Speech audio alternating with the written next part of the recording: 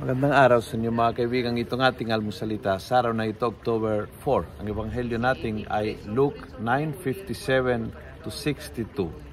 Sabi ng ebanghelyo, Jesus and his disciples were proceeding on their journey. Someone said to him, "I will follow you wherever you go." Jesus answered him, "Foxes have dens, birds of the sky have nets. The Son of Man has nowhere to rest his head." Kaya mong sumunod sa akin kahit uncertain ang kinabukasan. Yun ang tanong ni Jesus sa tao nang gustong sumunod sa Kanya, sa iyo at sa akin. Kaya mong sundan ako kahit hindi sure kung saan kita dadalhin. Kahit hindi malinaw kung saan kita dadalhin. Kahit hindi mo alam kung ano mangyayari sa iyo.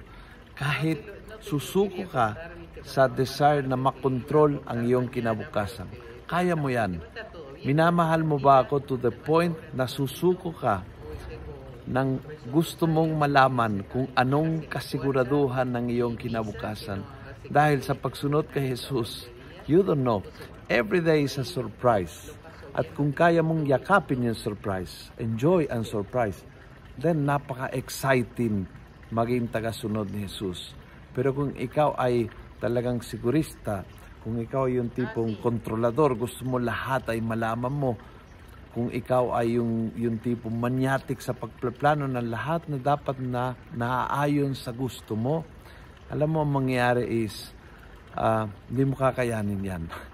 Kasi ang bukal ng kaligayahan ay ang freedom ng puso na magbigay ng control para sumunod sa kanyang kagustuhan.